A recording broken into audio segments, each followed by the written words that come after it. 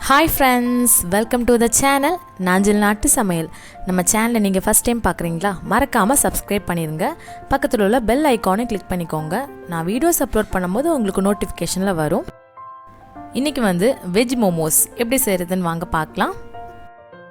1.5 cup மைதா மாவு, 1/2 spoon உப்பு, கொஞ்சமாக தண்ணி நல்லா விரவி எடுத்துக்கோங்க. கொஞ்சமாக தண்ணி ஆட் பண்ணி சப்பாத்தி பூரி மாவுக்கெல்லாம் எப்படி விரவுவோமோ அதே மாதிரி விரவி எடுத்துக்கோங்க. இது ஒரு 15 மினிட்ஸ்க்கு அப்படியே இருக்கட்டும். ஈர துணி போட்டு மூடி ஒரு 15 மினிட்ஸ்க்கு அப்படியே இருக்கட்டும். இப்போ நம்ம ஸ்டஃபிங் ரெடி பண்ணிடலாம். 2 பெரிய வெங்காயத்தை இந்த மாதிரி சின்னதாக கட் பண்ணி எடுத்துக்கோங்க. கொஞ்சமாக முட்டைக்கோசையும் இந்த மாதிரி கட் பண்ணி எடுத்துக்கோங்க. 1 கப் அளவுக்கு 2 கேரட் இந்த மாதிரி சின்னதாக கட் பண்ணிக்கோங்க. ஒரு பேனை சூடு பண்ணிக்கோங்க. அதில் 2 ஸ்பூன் நல்லெண்ணெய் ஆட் பண்ணிக்கோங்க. 1/2 ஸ்பூன் இஞ்சி பூண்டு விழுது, கட் பண்ணி வச்சுருந்த பெரிய வெங்காயம், கேரட், முட்டைக்கோஸ் இதெல்லாம் சேர்த்து 1 மினிட்ஸ் இந்த மாதிரி வதக்கிக்கோங்க. கூடவே தேவையான அளவு உப்பு ஆட் பண்ணிக்கோங்க. 1/2 ஸ்பூன் உப்பு ஆட் பண்ணிக்கிறேன். 1/4 கப் தண்ணி ஆட் பண்ணிக்கோங்க. மிதமான சூட்டில் வச்சு மூடி வச்சு ஒரு 5 நிமிஷத்துக்கு வேகட்டும். 5 நிமிஷத்துக்கு அப்புறமா பார்த்தீங்கன்னா 1/2 ஸ்பூன் வத்தல் பொடி ஆட் பண்ணிக்கோங்க. 1/2 ஸ்பூன் மிளகுத்தூள் நல்லா வதக்கிக்கோங்க. கொஞ்சமாக கொத்தமல்லி எல்லாம் தூவிக்கோங்க. அவ்வளோதான், நம்ம ஸ்டஃபிங் ரெடி பண்ணியாச்சு. மாவை பாதியாக பிரிச்சுக்கோங்க. பிரிச்சுட்டு நம்ம சப்பாத்திக்கெலாம் பருத்தோம் இல்லையா, அதே மாதிரி பருத்திக்கலாம்.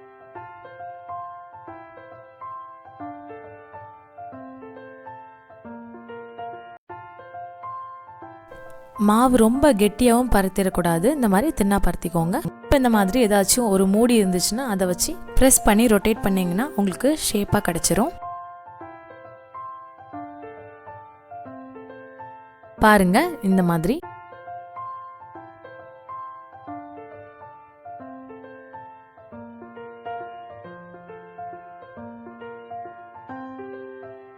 இப்போ ஸ்டஃபிங் வச்சிடலாம். 1 ஸ்பூன் ஸ்டஃபிங் வச்சுக்கோங்க. இந்த மாதிரி மடிச்சுட்டே அப்படியே ரொட்டேட் பண்ணிட்டே இருங்க, அப்போ அழகாக வந்துடும். அழுத்தம் கொடுக்காம இந்த மாதிரி மடிச்சுட்டே வாங்க. கையில் வச்சு இந்த மாதிரி சீல் பண்ணிக்கோங்க, அப்போ உள்ள ஸ்டஃபிங்ஸ்லாம் வெளியே வராது. இப்போ நம்ம ஸ்டீம் பண்ணிடலாம்.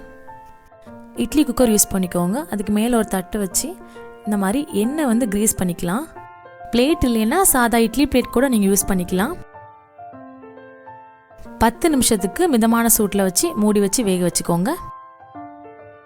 மோமோஸ்க்கு பார்த்தீங்கன்னா காரசாரமான ஒரு சாஸ் ரெடி பண்ணிடலாம். அதுக்கு 10 வரமிளகா எடுத்துக்கோங்க, 5 பல் பூண்டு, 1 தக்காளி. வரமிளகாவில் இந்த மாதிரி விதையை நீக்கிறீங்க, அப்போ உங்களுக்கு காரம் கம்மியாக இருக்கும், சாஸ் இன்னும் கலராக இருக்கும். ஒரு கடாயில் 2 கிளாஸ் தண்ணி ஆட் பண்ணிக்கோங்க. பூண்டு, தக்காளி, வரமிளகா இதெல்லாம் சேர்த்து ஒரு 5 நிமிஷத்துக்கு மிதமான சூட்டில் நல்லா வேக வச்சுக்கோங்க. இப்போ 5 நிமிஷம் ஆயிடுச்சு, இது கொஞ்சம் ஆறட்டும். இப்போ ஆறுனதுக்கப்புறமா ஒரு மிக்ஸி ஜாருக்கு மாற்றிடுங்க. தக்காளியில் இந்த மாதிரி ஸ்கின்னெல்லாம் ரிமூவ் பண்ணிவிட்டு மிக்ஸி ஜாருக்கு மாற்றிடுங்க.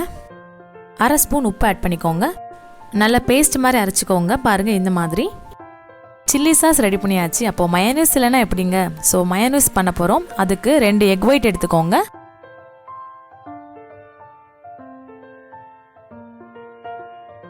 இப்போ ஒரு மிக்ஸி ஜாருக்கு மாற்றிடலாம். 1/2 ஸ்பூன் கடுகு பொடி, 1/2 ஸ்பூன் பெப்பர் பவுடர், 1/2 ஸ்பூன் உப்பு, 2 பல் பூண்டு. ஃப்ளேவர்லெஸ் ஆயில் எந்த எண்ணெய் வேணால் எடுத்துக்கலாம்.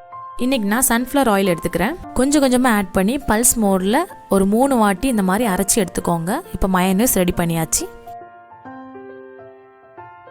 10 நிமிஷம் ஆயிடுச்சு. பாருங்கள் மோமோஸ் ரெடி ஆயிடுச்சு. இப்போ நம்ம சர்வ் பண்ணிடலாம். பாருங்கள் வெஜ் மோமோஸ் ரெடி ஆயிடுச்சு. சாஸோடு வச்சு சாப்பிடும்போது இன்னும் நல்லாயிருக்கும். கண்டிப்பாக உங்கள் வீட்டில் அந்த ரெசிபியை மறக்காமல் ட்ரை பண்ணி பாருங்கள். வீடியோ பிடிச்சிருந்தா வீடியோக்கு லைக் பண்ணுங்கள். மறக்காமல் நம்ம சேனலை சப்ஸ்கிரைப் பண்ணிடுங்க. தேங்க்ஸ் ஃபார் வாட்சிங். பாய்.